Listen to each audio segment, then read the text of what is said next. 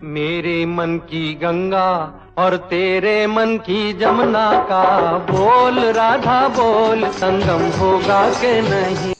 नमस्कार दोस्तों, CDRK Saini BEd classes में आप सभी का हार्दिक स्वागत है, अभिनंदन है। हम अध्ययन कर रहे हैं समावेशी विद्यालय का निर्माण। देखिए, जो आपका समावेशी विद्यालय का निर्माण पेपर है, इस पेपर के अंतर्गत आज की क्लास में हम समावेशी शिक्षा में दर्शन की आवश्यकता, महत्व एवं उपयोगिता के बारे में विस्तार पूर्वक अध्ययन करेंगे कि जो समावेशी शिक्षा है उसमें दर्शन की क्या आवश्यकता है या दर्शन की क्यों आवश्यकता महसूस की गई, दर्शन का क्या महत्व है और उपयोगिता किसके अंतर्गत है, समावेशी शिक्षा के अंतर्गत। और ये प्रश्न आपकी परीक्षा में कई बार आया हुआ है, इसलिए मैंने इसको आपके लिए, आपके ज्ञान के लिए विस्तृत रूप से अध्ययन अध्यापन के साथ आपके सामने प्रस्तुत किया है। यदि आपने अभी तक मेरे चैनल को सब्सक्राइब नहीं किया है तो सब्सक्राइब कर लें और पास ही बने बेल आइकन के बटन को भी दबा देवें।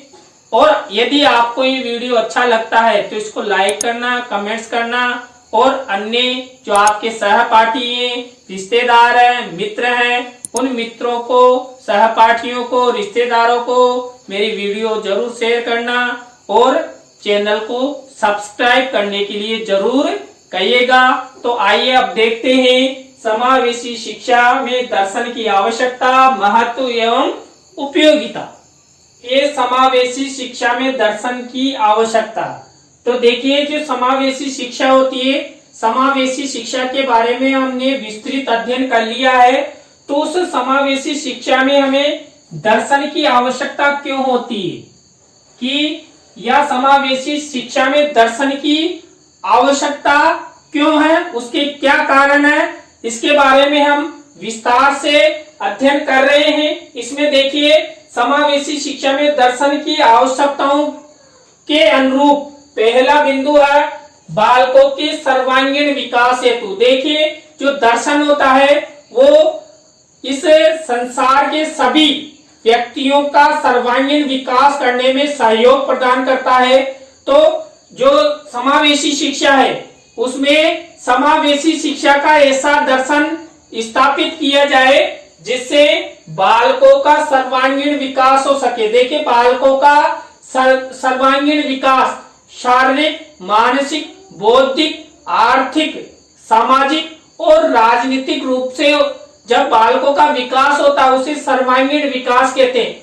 तो जो बालक होते हैं उन बालकों का दर्शन के माध्यम से समावेशी शिक्षा के अंतर्गत शारीरिक, मानसिक, बौद्धिक, आर्थिक, सामाजिक और राजनीतिक रूप से उनका विकास हो। इसके बाद दूसरा सत्य यानी ब्रह्म की पहचान हेतु। देखिए, जो हमारी शिक्षा होती है वो हमें सत्य यानी ब्रह्म की पहचान करवाती है, हमें ज्ञान प्रदान करती है।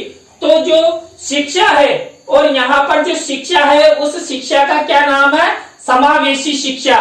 तो समावेशी शिक्षा के माध्यम से जो हमारी समावेशी शिक्षा है, इस समावेशी शिक्षा में दर्शन के माध्यम से ब्रह्म सत्य की पहचान की जाए, ज्ञान की पहचान की जाए, ज्ञान को समझा जाए और ज्ञान को प्राप्त करने का दृष्टिकोण बदला जाए। इसके बाद देखिए, आध्यात्मिक ज्ञान की प्राप्ति हेतु। देखिए, हमारे देश में अनेक धर्म, अनेक जातियां हैं, लेकिन उनकी अपने अपने ईश्वर की आस्थाएं हैं और उन धर्मों के अनुसार उनका अपना अपना आध्यात्मिक ज्ञान है। तो समावेशी शिक्षा जो सबको समान रूप से एक ही कक्ष में शिक्षा प्रदान करती है, उस समावेशी शिक्षा में दर्शन के द्वारा आध्यात्मिक ज्ञान की प्राप्ति हेतु दर्शन की आवश्यकता होती है। इसके बाद देखिए, समावेशी शिक्षा प्रक्रिया की सार्थकता हेतु। देखिए, जो समावेशी शिक्षा है उसकी जो प्रक्रिया है, देखिए जो समावेशी शिक्षा की प्रक्रिया है वो प्रक्रिया जो विशिष्ट बालक और सामान्य बालक इन सबको एक ही कक्ष में एक ही अध्यापक के द्वारा शिक्षा प्रदान करने की वकालत करती है, तो समावेशी शिक्षा की जो प्रक्रिया है उसकी सार्थकता बनाए रखने हेतु दर्शन की आवश्यकता होती है। किसमें? समावेशी शिक्षा में। समावेशी शिक्षा में दर्शन की क्यों आवश्यकता हुई? समावेशी शिक्षा प्रक्रिया की सार्थकता हेतु। नेक्स्ट पॉइंट है आदर्शों एवं मूल्यों की प्राप्ति हेतु। देखिए, समावेशी शिक्षा के माध्यम से जो बालक अध्ययन करते हैं, चाहे विशिष्ट बालक हो या सामान्य बालक हो, उन बालकों में आदर्शों की प्राप्ति और मूल्यों की प्राप्ति हेतु या स्थापना हेतु दर्शन की आवश्यकता होती है। देखिए, बालकों में आदर्शों की प्राप्ति और मूल्यों की प्राप्ति दर्शन के द्वारा ही संभव है। इसलिए जो समावेशी शिक्षा है उसमें दर्शन की आवश्यकता आदर्शों एवं मूल्यों की प्राप्ति हेतु महसूस की गई। इसके बाद नेक्स्ट है समावेशी शिक्षा को आधार प्रदान करने हेतु। देखिए, यदि समावेशी शिक्षा का जो आधार है वो मजबूत होता है तो समावेशी शिक्षा के माध्यम से सभी धर्मों, सभी जातियों, सभी वर्गों के बालक बालिकाओं को समान रूप से एक ही कक्षा कक्ष में शिक्षा की प्राप्ति हो सकती है। तो दर्शन के द्वारा समावेशी शिक्षा को आधार प्रदान करने हेतु दर्शन की आवश्यकता महसूस हुई। इसके बाद ये देखिए, जो शिक्षण सिद्धांत एवं विधियों के संश्लेषण हेतु, देखिए जो समावेशी शिक्षा है उसमें जो शिक्षण सिद्धांत और विधियां होती है उनके संश्लेषण हेतु दर्शन की आवश्यकता होती है। देखिए, दर्शन द्वारा भी हमें कई प्रकार की अच्छी अच्छी विधियां, शिक्षण सिद्धांत प्रदान किए गए हैं। उन शिक्षण सिद्धांतों और जो विधियां हैं शिक्षण की, उनके द्वारा हमें ज्ञान की प्राप्ति होती है और वो ज्ञान संकुचित न होकर हमें व्यापक रूप से अथाह मिलता है। तो इसलिए शिक्षण सिद्धांतों एवं विधियों के संश्लेषण हेतु समावेशी शिक्षा में दर्शन की आवश्यकता होती है। इसके बाद देखिए, समावेशी शिक्षा क्षेत्र को व्यापक स्तर क्षेत्र बनाने हेतु, देखिए जो समावेशी शिक्षा का क्षेत्र है वो वैसे ही व्यापक है, व्यापक शिक्षा स्तर है उसका। तो उस व्यापक स्तर क्षेत्र को व्यापक स्तर क्षेत्र बनाए रखने, जो समावेशी शिक्षा का क्षेत्र है उसको हमेशा क्या बनाए रखना? व्यापक स्तर क्षेत्र बनाए रखना या प्रदान करने हेतु समावेशी शिक्षा में दर्शन की आवश्यकता होती है। इसके बाद देखिए, समावेशी शिक्षा एवं शिक्षक में दार्शनिक दृष्टिकोण उत्पन्न करने हेतु समावेशी शिक्षा में दर्शन की आवश्यकता होती है। देखिए, जो समावेशी शिक्षा होती है और समावेशी शिक्षा के अंतर्गत जो शिक्षक अध्ययन अध्यापन करवाते हैं उन शिक्षकों में दार्शनिक दृष्टिकोण उत्पन्न होना आवश्यक है। दार्शनिक दृष्टिकोण उत्पन्न होने से जो शिक्षक होता है उसमें सत्य यानी कि ज्ञान होता है और ज्ञान के द्वारा वो छात्रों को अच्छा शिक्षण, अच्छा अध्यापन कार्य करवा सकता है, बालकों का विकास कर सकता है और जो मनोवैज्ञानिक दृष्टिकोण है वो भी उत्पन्न कर सकता है। दर्शन मनोवैज्ञानिकता को भी धारण करते हैं। तो समावेशी शिक्षा एवं शिक्षक में दार्शनिक दृष्टिकोण उत्पन्न करने हेतु समावेशी शिक्षा में दर्शन की आवश्यकता होती है। लास्ट पॉइंट है समावेशी शिक्षा की समस्याओं के समाधान हेतु। देखिए, समावेशी शिक्षा में अनेक समस्याएं होती है। क्यों? क्योंकि विशिष्ट बालक और सामान्य बालक एक ही कक्षा कक्ष में अध्ययन अध्यापन करते हैं तो समस्या स्वाभाविक उत्पन्न होगी, क्योंकि जो विशिष्ट बालक है उनमें कई प्रकार की विशिष्टताएं होती है। तो उन समस्याओं को दूर करने हेतु समावेशी शिक्षा में दर्शन की आवश्यकता होती है। इसके बाद देखिए, हम जो समावेशी शिक्षा में दर्शन का जो महत्व और उपयोगिता है उसके बारे में हम विस्तार से अध्ययन करेंगे।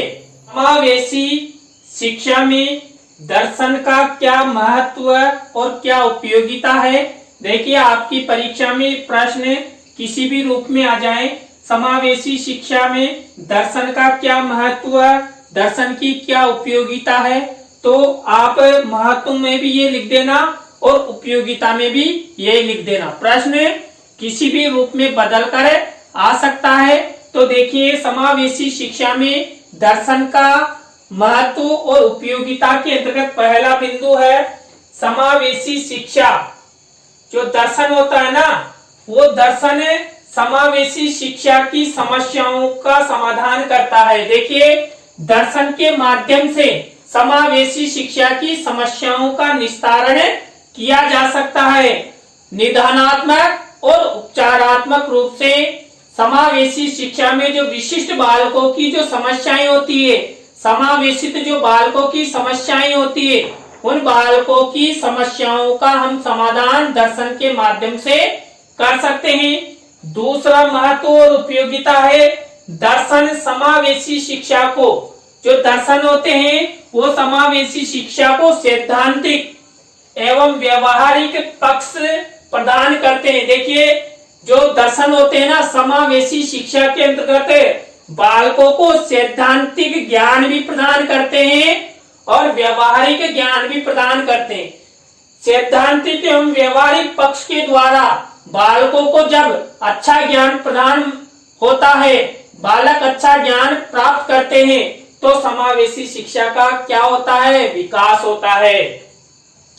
इसके बाद थर्ड महत्व एवं उपयोगिता है दर्शन द्वारा समावेशी शिक्षा बालकों को सर्वांगीण विकास प्रदान करती है। देखिए दर्शन के द्वारा जो बालक होते हैं, समावेशी बालक या विशिष्ट बालक या सामान्य बालक, उन बालकों को दर्शन के द्वारा क्या मिलता है, सर्वांगीण विकास होता है। शारीरिक, मानसिक, बौद्धिक, आर्थिक, सामाजिक एवं राजनीतिक रूप से जो समावेशित बालक होते हैं, विशिष्ट बालक होते हैं और सामान्य बालक होते हैं, यानी कुल मिलाकर सभी बालकों का सर्वांगीण विकास दर्शन के द्वारा होता है। इसके बाद देखिए चौथा महत्व एवं उपयोगिता दर्शन समावेशी शिक्षा के पाठ्यक्रम। ध्यान से समझना, समावेशी शिक्षा के पाठ्यक्रम शिक्षण यानी अध्यापन विधियां, प्रविधियों एवं शिक्षण सूत्रों का विकास करता है। देखिए समावेशी शिक्षा के अंतर्गत जब बालकों को पढ़ाया जाता है और पढ़ाने के लिए हमें पाठ्यक्रम की आवश्यकता होती है, एक शिक्षण प्रक्रिया की आवश्यकता होती है, विधियों और प्रविधियों और नए नए उपागमों का हम प्रयोग करते हैं, एक अध्यापक करता है, शिक्षण सूत्रों का प्रयोग करता है।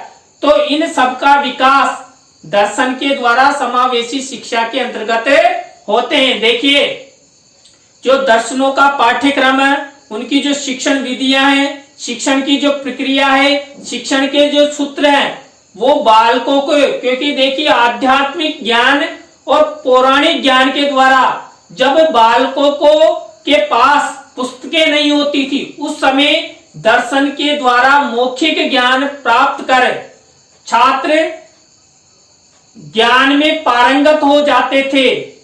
तो वर्तमान समय में भी जो समावेशी शिक्षा है, उस समावेशी शिक्षा में दर्शन पाठ्यक्रम शिक्षण विधियों, प्रविधियों, शिक्षण सूत्रों का विकास करते हैं। नेक्स्ट महत्व एवं उपयोगिता है दर्शन समावेशी शिक्षा।